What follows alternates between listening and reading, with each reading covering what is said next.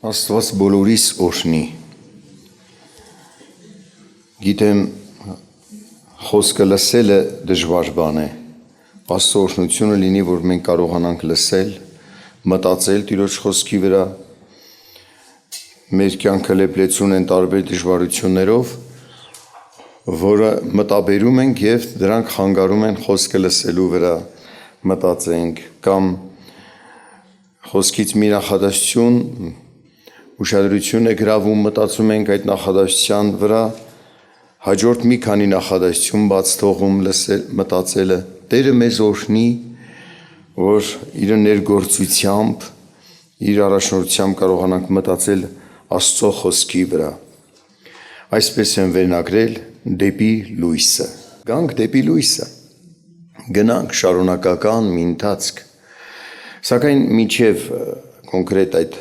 վերնագրի բովանդակությանը համապատասխան խոսքերը կարդալը հիշեցնեմ ձեզ Հռոմեացիս նամակից, ձեզ համար հայտնի է այս հատվածները, այս մտքերը հիշեցնեմ ձեզ 5-րդ գլխի 12 համարը, սրա համար ինչպես մեկ մարդի ձեռով մեղքը մտավ աշխարհ, եւ այն մեղքով էլ մահը, եւ այսպես մահը ամեն մարդկանց վրա տարածվեցավ, ըստ որում ամենքը մեղանչեցին։ Մարդը մեղանչեց եւ մահն էլ մտավ աշխարհ։ Մահն էլ տարածվեց ամեն մարդկանց վրա։ Սուրբ Գիրքը հայտնում է, որ ամենքն էլ մեղանչեցին։ Եթե մարդը չկարողանա իրեն լավ ճանաչել, իր սահմանափակ գիտակցությամբ տեսնի իրեն արդար, միևնույն է, եթե Սուրբ Գիրքն է ասում ամենքը մեղանչեցին, մարդը պետք է լռի եւ դա ընդունի, որտեւ Սուրբ Գիրքն է հայտնում։ Մարդկանցից միայն Քրիստոս չմեղանչեց, արդարը եղավ ապրեց արդար կյանքով, բացարձակ արդար, սակայն մեղավորի տեղ մեռավ։ Ինչպես 17 համարում ասում է, 17 համարից 19 կարդամ, որովհետև եթե մեկի մեղքով մահը թագավորեց այն մեկի ձեռովն, էլ որքան ավելի նրանք, որ ընդունում են շնորհքի լիությունը եւ արդարության պարգևները կյանքով կթագավորեն այն մեկ Հիսուս Քրիստոսի ձեռով։ Աշտուրեմն, ինչպես որ մեկի հանցանքով ամեն մարդկանց վրա դատապարտություն եկավ, նույնպես էլ մեկի արդարությունով ամեն մարդկանց վրա կյանքի արդարություն է գալիս, որովհետև ինչպես որ մեկ մարդի անհնազանդությունով շատերը մեղավորներ եղան, այնպես էլ մեկի հնազանդությունով շատերը արդարներ կլինեն։ Սա հիշեցման կարգով կարդացի, ձեզ համար նորություն չէ, սրա համար այսինչ որ լսեցինք,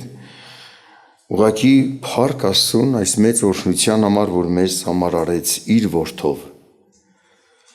Անհնարին էր մեր փրկությունը, եթե Քրիստոս աշխարհ չգար։ Մենք կյանք չունենք, բոլորս կորչողներ ենք, բոլորս։ Ինչպես Հովհաննեսի ավետարան 3:16-ում ասում է, Աստված այնպես սիրեց աշխարհը, որ իր միածին որդին տվեց, որ ամեն նրան հավատացողը չկորչի, այլ հավիտենական կյանք ունենա։ Այսինքն կորչող ենք, հավատալով փրկություն ունեցանք, կյանքի արժանացանք, բայց կորչող ենք։ Սա Աստծո սիրո դրսևորումն էր, սիրուց բխած մի մեծ օրհնյալ քայլ, որ իր ամենաթանկը միածին որդին տվեց զոհ մեզ համար։ Շարունակեմ այս հատվածից 16 համարից, որ կարդացի 3:16-ը։ Կկարդամ մինչև 21 համարը։ Որովհետև Աստված իր որդուն չուղարկեց աշխարհ, որ աշխարհին դատե, այլ որ աշխարհը նրանով փրկվե։ Նրան հավատացողը չի դատապարտվի, իսկ չհավատացողը արդեն դատապարտված է, որովհետև չհավատաց Աստծո միածին որդու անունին, Եվ սա է դատաստանը, որ լույսը եկավ աշխարհը, եւ մարդիկ խավարն ավելի սիրեցին, քան թե լույսը, որովհետև նրանց գործերը չար էին, որովհետև ամեն չար գործող ատում է լույսը, եւ չի գալիս դեպի լույսը, որ նրա գործերը չհանդիմանվեն, իսկ ճշմարտություն գործողը գալիս է դեպի լույսը, որ նրա գործերը հայտնի լինեն, որ Աստծով գործվեցավ։ Այստեղ էլ չի ասում, եթե չհավատան, արդեն դատապարտելի ենք։ Ինչպես որ Հռոմեացիս նամակից կարդացինք, ամենքը մեղանչեցինք, մենք դատապարտելի ենք մեղքի պատճառով։ Բայց եթե որդուն հավատանք, ողորմության կարժանանանք, որ չդատապարտվենք, դատաստան չմտնենք, փրկվենք։ Սակայն ուշադրություն դարձրեք այստեղ, աշխարհը մեծամասնությունը իրականում մարդկության խավարն ավելի սիրեցին, քան լույսը, այսինքն չեն ուզում իրականություն տեսնել, ինքնախաբեությամբ ապրելը ընտրեցին։ Ինչու՞, որովհետև իրենց գործերը չար են, չար գործողը չի գա դեպի լույսը, երբ որ գալիս է դեպի լույսը, իրեն վատ է զգում, հանդիմանվում է, տեսնում իր հանցանքները, մեղքերը, սակայն որ միտք չունի թողնելու չար գործերը, դրա համար խուսափում է լույսից։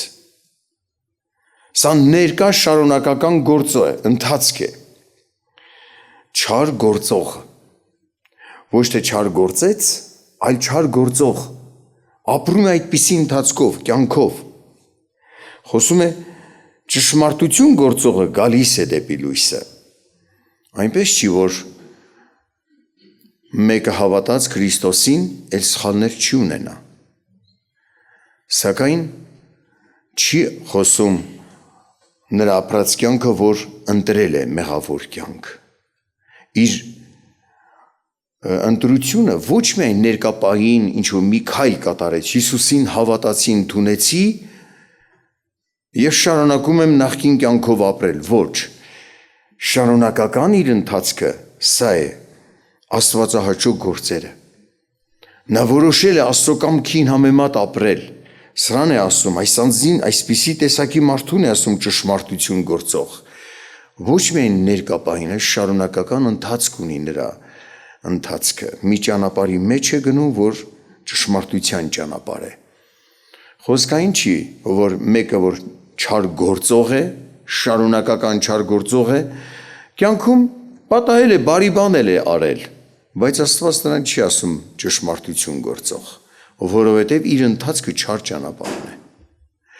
Այնպես էլ չի, որ ճշմարտության ճանապարհի մեջ լինողը մի անգամ սխալվեց, չար բան արեց թեկուզ հենց, կհամարվի չար գործող։ Ոչ։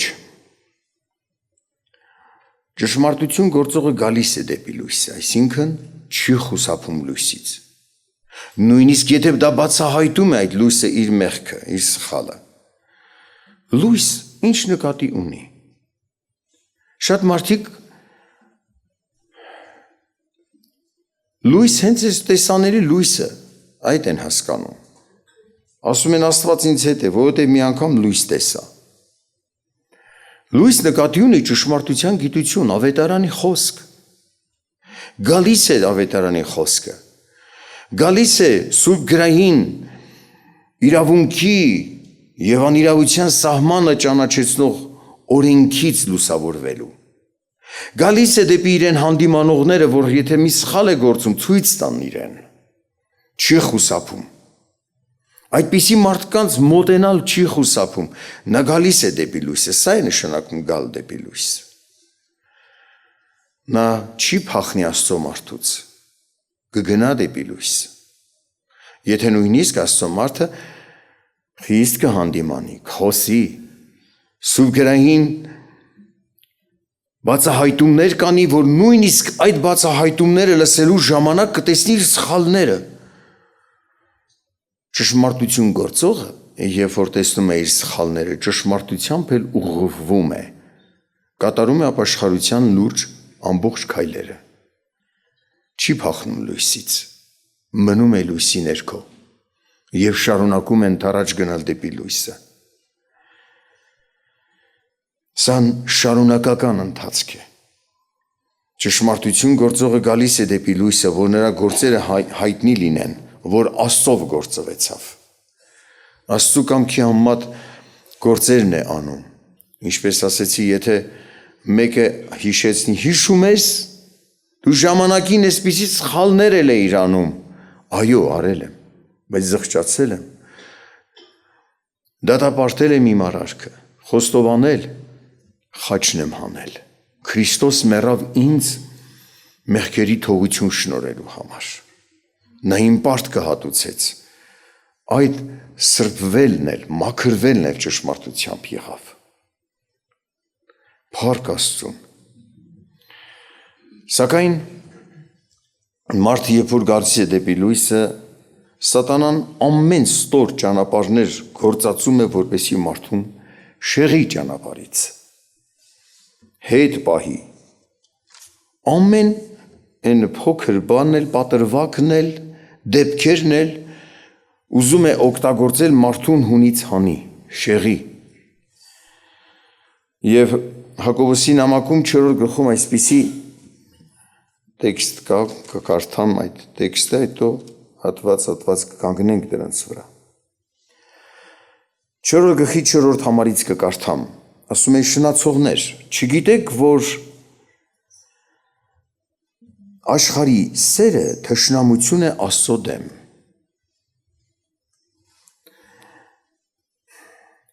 Արդ ով որ կարողանա աշխարհին բարեկամ լինել, իր անձը Աստծուն թշնամի կանե։ Կամ թե կարծում եք Սուրբ Գիրքը պարապտեղն է ասում, նախանձով փափագում է հոգին, որ բնակված է մեզանում, բայց ավելի շնորհք է տալիս, նրա համար ասում է, Աստված ամբարտավաններին հակառակ է կեննում, բայց խոնարհներին շնորհք է տալիս։ Արդ հնազանդեցեք Աստծուն, հակառակ կացեք սատանային, և նա կփախչի ձեզանից։ Մոտեցեք Աստծուն, և նա կմոտենա ձեզ։ Սրբեցեք ձեր ձեռքերը, ով մեղավորներ, և ձեր սրտերը մաքրեցեք, ով երկմիտներ, տառապեցեք և սուգ արեք և լացեք։ Ձեր ծիծաղը թող սուգ դառնա և ձեր ուրախությունը տրտմություն։ Խոնարհվեցեք Տիրոջ առաջին, և նա կբարձրացնե ձեզ։ Ասում է, հակառակ կացեք սատանային, և նա կփախչի ձեզանից։ Սակայն ուշադրություն դարձրեք, կարծես մենակ այդ արտահայտությունը խոսի, որ սատանայի հետ կապված, տեքստում կարծես ուրիշ էլ սատանա անվանումը գործունեություն կարծես թե չտա, բայց սատանային մոտենալը որն է, լինել ամբարտավան, սրբեցեք ձեռքերը, չար գործերի մեջ ապրել, թողեք երկմիտ վարքը, անհավատությամբ մտածելն ապրելը, Աստծո խոսքի նկատմամբ հավատքով եղեք, անհավատությամբ լինելը, սատանային մոտենալն է, տեղ տալ սատանային, սիրել աշխարհը, հենց սատանան կարծես այս բոլոր բաները բանտեցնում է, որպեսզի մարդը այս վիճակների մեջ հայտնվի, թուլանա, հեռանա Աստծուց։ Ասում են, տեսեք, եթե աշխարհը սիրես, քեզ թշնամի ես անում Աստծո դեմ, և Աստծուն էլ քո դեմ։ Դու քո ձեռքով քեզ համար մեծ զորավոր թշնամի ես ստեղծում, ասենց ասած, ոչ թե Աստծուն նոր ես ստեղծում, դարձնում ես քեզ թշնամի, զորավոր Աստծուն։ Եթե աշխարհը սիրես, և աշխարհի մեջ եղող բաները, բնականաբար քո գործերը, ծրագրերը, այն ամենը, ինչ որ դու մտածում ես և անում ես, կլինեն Աստծո կամքին հակառակ։ Ու ուղղակի բարկություն կբերես քեզ վրա։ Եվ Աստծուն թշնամի կանես, դու էլ թշնամու նման կվարվես Աստծո հանդեպ։ Հենց սատանայի ուզածն էլ սա էր։ Այդպիսի մարդկանց հեշտ է կարողանում տիրապետել։ Հպարտ մարդկանց հեշտ է կարողանում առաջնորդել։ Կարողանում է աշխարհասեր մարդուն իր մտքերով կառավարել։ Կարծես այդ մարդը իր կյանքի այն ղեկը տա սատանայի ձեռքին։ Մտքեր կտա եւ կառաջնորդի դեպի կորուստ։ Ինչքան խորացնի այդ ճանապարհի մեջ, այնքան դժվար կլինի մարդուն հետ դառնալ։ Բայց հավատացողի հետ է խոսում հենց այս հատվածում, ասում է Աստծո հոգին փափագում է, որ բնակված է ձեզանում, նախանձով փափագում է։ Այսինքն ինչն է նա նախանձավորություն, որ թողնենք չարությունը եւ դառնանք դեպի ճշմարտությունը։ Ու շնորհք է տալիս, նրանց է շնորհք տալիս, ովքեր խոնարհությունը կընդունեն։ Մոտենալ Աստծուն ինչ է նշանակում։ Խոնարհվել Աստծո կամքի առաջ։ Մոտեցա Աստծուն։ Դատապարտել չար գործերը, թողնել չար գործերը, ատել վատ արարքները, ասում է սրբեցեք ձեր ձեռքերը, սա ապաշխարության կոչ է։ Սրբեք ձեր ձեռքերը, ետ քաշվեք մեղավոր արարքներից։ Ուշադրություն դարձրեք, ասում է, երկմտությամբ մի ապրեք։ Ձեզ դատողություն, գիտակցություն է տվել Աստված, հասկացողություն, որ դուք Աստծո պատգամը խոսքը, որ հասկանում եք, բացահայտվում է ձեզ, դրանով ապրեք։ Մարդիկ, որ երկմտությամբ ապրում են, ասում է, ախր շուտ եմ հավատքից ընկնում, ինչ է եղել, չգիտեմ, ասում է, շուտ եմ հավատքից ընկնում, հիշեցնում ես Աստծո խոսքը, խոստումները, ասում է, հայտի գիտեմ, որ գիտես, ինչու դրանց վրա չես մտածում, ինչու ես հավատքից ընկնում, չէ որ դու արդեն գիտես, բայց ում համար գիտես, առաջին հերթին այդ գիտեցածդ Աստծո խոսքի գիտություն քո համար է, չէ, այդ լսածդ Աստծո մասին, Քրիստոսի մասին լսածդ հենց քեզ համար է, չէ, որ դու հենց այդ խոսքով պիտի առաջնորդվես, ճանաչես քո Աստծո մեծությունը, Քրիստոսին, գիտեմ ասում է, բայց երկմիտ է, վախի մեջ, երկմտությամբ առաջնորդվում է, ասում է, մաքրիր սիրտդ երկմտությունից, այստեղ դու էլ քայլուն ես անելու, դու մաքրիր սիրտդ երկմտությունից, Տիրոջ խոսքերի վրա մտածիր, ինչի վրա մտածես, դա էլ կհղիանա և կտիրի քեզ, Տիրոջ խոսքի վրա մտածես, դա կլինի քո հասկացողության մեջ, քո ընթացքը, քո ապրելակերպը, միջև անգամ քնելուց առաջ էլ ասա, Տեր, օրհնիր ինձ, որ ես քո խոսքերը հիշեմ, քո խոսքերով ապրեմ, գիշերն էլ միտքս արթուն լինի քո ճշմարտության մեջ, նույնիսկ պատահում է ես հատվածներ եմ կարդում, նոր եմ քնում, ու հատվածների վրա մտածում, երբ կքնեմ, Աստված ձեզ օրհնի ժողովուրդ, չարը տարբեր տեսակ ճանապարհներ է գործածում մարդկանց թուլացնելու համար, հավատքից հանելու համար, երբ որ մարդը մի սխալ գործում է և սկսում է ինքն իր մեջ պատերազմել, ամբարտավան ձևով վարվել, ուղղում են մարդուն, ինքը մերժում է օրհնյալ քայլը, նորից են խնամքանում, Աստված նորից է հնարավորություն տալիս, Աստծո մարդիկ, ընկերները հավատացյալ խոսեն, մարդը երբ որ մերժում է հիմնականում իր հպարտության պատճառով, այդպիսի մարդին հեշտ է տիրապետում հակառակորդը, ասում են նրա գոռոզների վրա իշխողը սատանան է, գոռոզ մարդը կարծում է, թե շատ զորավոր է, բայց ինք ամենաթշվառն է, ամենատկարը, հեշտ կառավարվելի սատանայի կողմից, հեշտ ենթարկվող խոնարհ մարդուց փախնում է սատանան, կփախչի ձեզանից, և սկսում են մարդկանց հպարտացնել, գոռոզացնել, մարդուն դուր է գալիս և ընկնում հավասարակշռությունից, փախեք այդպիսի ընկերակցություններից, որ ձեզ թունավորում են գոռոզության մտքով,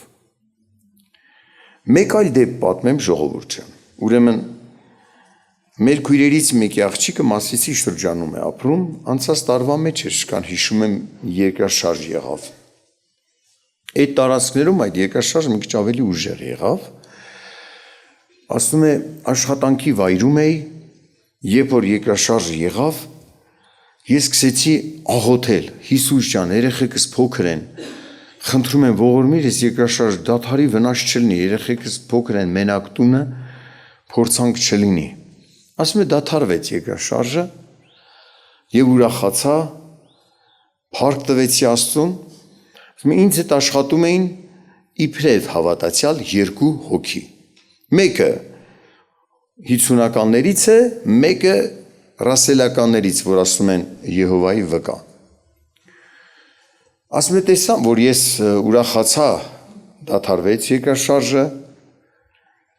այդ 50-ական ինձ ասում է, բայց դու մեղք գործեցիր, գիտես, ասում է երկմտության մեջ են ուզում գցեն, ուշադրություն դարձրեք։ Դու մեղք գործեցիր, ասում է ինչու՞։ Դու որ աղոթեցիր, առանց գլխաշորի աղոթեցիր։ Բայց դուք շշուկով թեև ծիծաղում եք, բայց արի ու տես իրենք չեն ծիծաղում, շատ լուրջ են խոսում, մեղք գտան։ Կասես լավ, հիմի մեկը ուզում է գլխաշորով աղոթքի, ես իրեն չդատեմ, թող ինքն էլ ինչ չդատի, առանց գլխաշորը մի քույր աղոթում, թող այդպես մտածի, բայց արի ու տես ինքը դատում է եւ համարում է, որ դու մեղանչեցիր, պատվիրան չես պահել, այ քեզ բան, եւ սրա հարձակումը, սրա ազդեցությունը երկմտության տանող է, մարդը պատասխան է ստացել, աղոթել է, պատասխան է ստացել, ուրախացել Աստծո ողորմությամբ, այդ դադարվեց երկրաշարժը, գուցե նրա պես էլի շատ մարդիկ այդ վարքյանների մեջ աղոթք են արել, ամեն դեպքում ինքն էլ հավատում է, որ իր աղոթքը լսել է Աստված, բայց ինչ վիճակի մեջ է գցում, որ դու մեղք ես գործել, անհավատության, երկմտության, իր հավատացյալ լինելու վրա կասկած բերի։ Ուշադրություն դարձրեք, այդ պատասխանից հետո ինքը կմտածի, չէ՞ հավատացյալը, շնորհակալ եմ Տեր Աստված, որ դու ինձ ճանաչում ես, որ ես էլ եմ քեզ հավատացող։ Բայց այդ գլխաշորի հարցով մեղադրողը այդ մտքի վրա կասկած է գցում, երկմտություն։ Ուշադրություն եք դարձնում։ Կասես ինչ հարց է, որ արի ու տես, ինչ հարց դարձավ։ Մարդու հավատք է գողանում, մարդուն վնաս է տալիս, երկմտության մեջ գցի, որ ինք իրեն հավատացող չճանաչի, բայց այս չարխոսակցությունը, որ չլներ, կասես շնորհակալ եմ Աստված, ես էլ եմ ճանաչում ինձ որպես հավատացող քեզ, այդ պատասխանը վկայում է, որ ես հավատում եմ քեզ, իմ հավատքից պատասխան ստացա եւ առաջ գնալու քաջալերանք էր նաեւ այդ պատասխանը։ Իսկ ռասելական ինչ էր ասում։ Ասում է, չէ, այդ հարցում չի մեղանչել, ուրիշ հարցում է մեղանչել։ Ասում է, որ։ Ասում է, ինքը Աստծուն չէր աղոթում, ինքը Հիսուսին էր աղոթում։ Պատկերացնում եք, ծուռ ուսմունքը ուր է տանում։ Քրիստոսի աստվածությունն է մերժում նայել եւ նորից այլ տեսակ հարձակում։ Սուրբ գրային հայտնությունը բացահայտումը, որ մարդը ճանաչել է եւ հավատքով աղոթել Հիսուսին, հենց ասում է Հիսուս դատարեցրու այս երկրաշարժ եւ պատասխան տեսնում, բայց գոնե այդ պատասխանից հասկանան։ Շարունակում են այդ թեկուզ մեծ թափով հաստատված չի հավատքի մեջ, բայց եւ այնպես վնասում են նրան։ Չարիք է սա։ Եվ երբ որ հանդիպեցինք, սկսեցինք ակամա չգիտեի այդ պատմությունները կատարվել են նրա հետ, երբ որ խոսում էինք հավատքից, նորոգվեց եւ զորացավ, սկսեց պատմել, այսինքն նորոգվեց իր հավատքը, որ ինքը ճիշտ է վերաբերվել Աստծո առաջին, Աստծո կամքի համեմատ է աղոթել, մեղադրելի չէ։ Ասում է, երբ որ ես նրանցից ետ քաշվեցի, սկսեցին իրանք իրար հետ կռվել։ Սա հոգևոր պայքար է։ Չարի հարձակում։ Ասում է, մոտեցեք Աստծուն եւ Աստված կմոտենա ձեզ։ Երբ որ Աստվածահաճո քայլերը ձեր կատարեք, սատանան կփախչի ձեզանից։ Չարի հարձակում է, որ մարդուն թուլացնի, ինչպես ասեցի, ամեն դրվագ, ամեն պահ սատանան ուզում է գործածի, որպեսի մարդուն գցի կամ մեղքի մեջ, կամ երկմտության մեջ, կամ հպարտության մեջ, կամ աշխարհասիրության մեջ, որ իրանձը մարդը դարձնի թշնամի Աստծուն։ Աստված մեզ օգնական ժողովուրդ։ Խոնարհվեցեք Տիրոջ առաջին եւ նա կբարձրացնե ձեզ։ Մարդիկ դժվարանում են սա անել։ Երբ որ նոր մարդը ապաշխարում է, նայում է շատ հեշտ, կարողանում է դատապարտել, զղջալ իր արարքները, խոստովանել։ Տեսնում ես, բավական կարողություն արտահայտվեց։ Իրանց ուրացած Աստծո կամքի համեմատ քայլեր կատարեց, լիարժեք ապաշխարության քայլեր։ Ժողովուրդ,